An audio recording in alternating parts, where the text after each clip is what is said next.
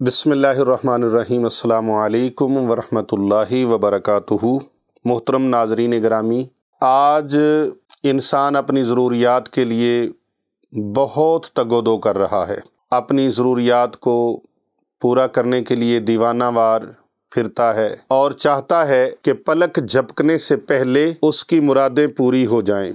लेकिन कुदरत का इंतज़ाम कुछ और होता है कि वो इंसान को उम्मीद और मायूसी के माबैन अपनी इस्लाह का मौका अता फरमाती है। जब इंसान दुनियावी तौर पे थक हार जाता है, टूट जाता है, उसके हीले जवाब दे जाते हैं, तो वो रूहानी तौर पर अपनी मुश्किलात को हल करने के तरीके भी इख्तियार करता है।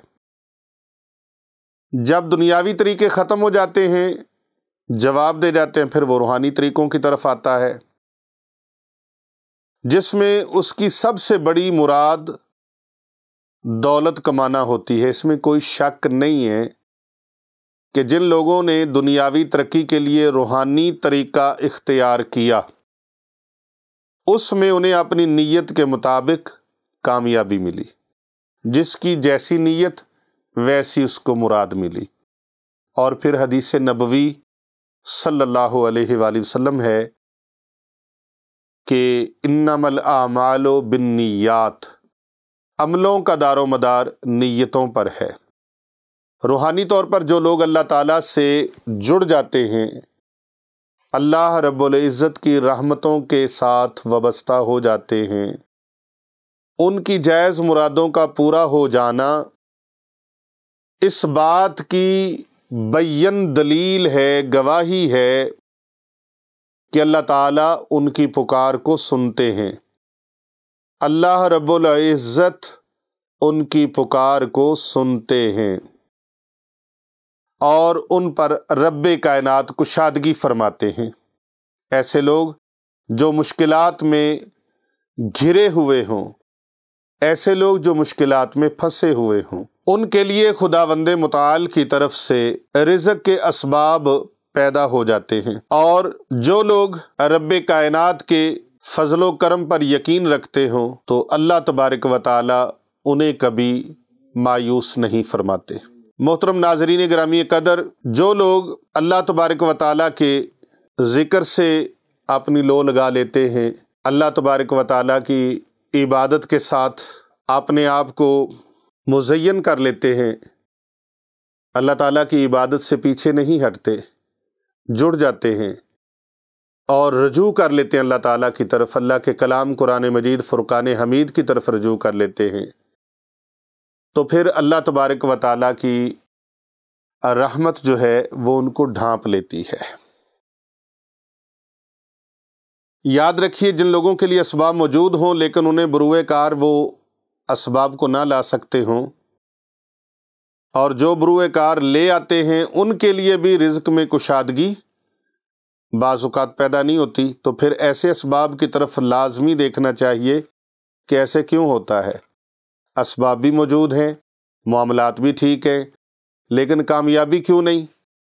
रूहानी तौर पर जो लोग दुनियावी इत्मीनान भी चाहते हों, उन्हें अपनी नीयत की इस्लाह भी करनी चाहिए। यानी जो लोग इबादत भी कर रहे हैं, पढ़ाई भी कर रहे हैं, ज़िक्र अज़कार भी कर रहे हैं, लेकिन उसके बावजूद कामयाबी नहीं है, तिलावत भी करते हैं, ज़िक्र भी करते हैं, रोज़ा भी रखते हैं, फिर भी महरूमियाँ उनका मुकद्दर है, तो अब उनको क्या करना चाहिए?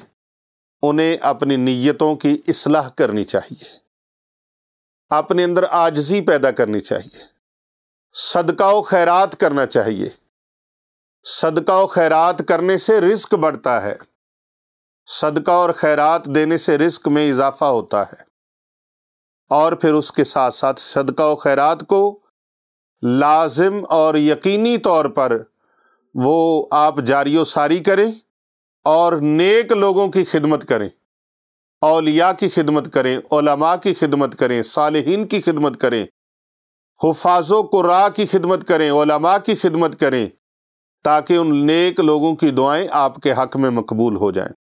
और बाज़ लोग ऐसे हैं कारोबारी, जब उनको कारोबार में कुछ नुकसान होने का अंदेशा होता है या कारोबार में नुकसान होता है, तो सबसे पहले वो जो दरवाज़ा बंद करते हैं, वो कहते हैं जो मदरसे में पैसे दे रहे थे, मस्जिद में इमदाद दे रहे थे, मदरसे में इमदाद दे रहे थे, علماء کی، حفاظ کی، صالحین کی، اللہ والوں کی، اس کو بند کر دو، زکوٰۃ کو بند کر دو، صدقہ و خیرات کو بند کر دو۔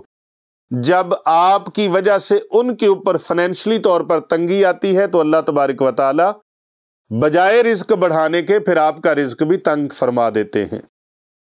لہٰذا یہ یاد رکھیے گا کہ وہ دروازہ بند نہیں کرنا، اپنی نیت کی اصلاح کرنی ہے، اور ساتھ ساتھ کروڑ پتی اگر بننا چاہتے ہیں، ارب پتی بننا چاہتے ہیں، تو اپنی عبادات کے ساتھ ساتھ، ذکر اذکار کے ساتھ ساتھ، اپنی نیت کی اصلاح کے ساتھ ساتھ صدقہ اور خیرات کا دامن نہیں چھوڑنا۔ اور وظیفہ مبارک یہ ہے، یہ وظیفہ مبارک جس نے بھی کیا اللہ نے اسے مالا مال کیا۔ سورہ فاتحہ شریف ہر انسان کو آتی ہے، 21 مرتبہ روزانہ پڑھنی ہے۔ سورہ علم نشرح 11 مرتبہ روزانہ پڑھنی ہے، اور آیت الکرسی 40 مرتبہ روزانہ پڑھنی ہے۔ 21 مرتبہ سورہ فاتحہ، سورہ علم نشرح 11 مرتبہ، آیت الکرسی 40 مرتبہ، اول آخر 11 بار درود پاک پڑھ کے اللہ رب العزت کے حضور، رب تعالیٰ کے دربار میں عاجزی اور انکساری کے ساتھ دعا مانگنی ہے۔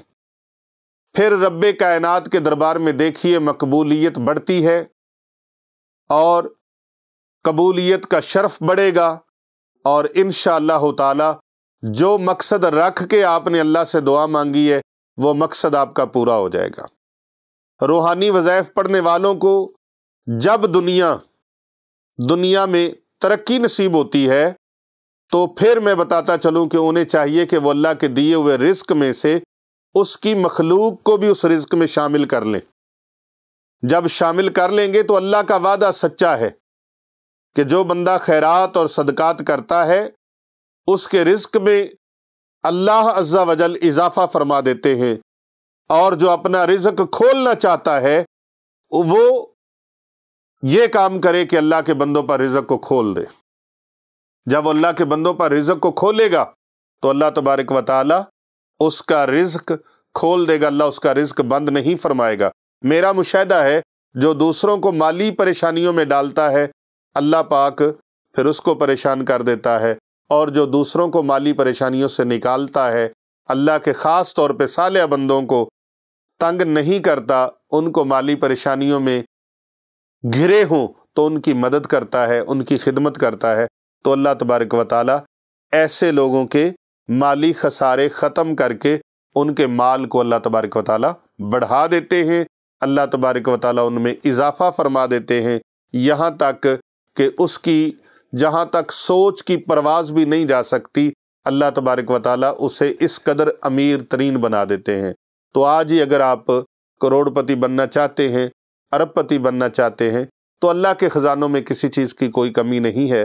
اللہ تعالیٰ کے ذکر کی طرف آئیں، اللہ تعالیٰ کے کلام قرآن مجید فرقان حمید کی طرف آئیں، اور اس کو آزما کے کر کے دیکھیں، انشاءاللہ تعالی مالا مال ہو جائیں گے۔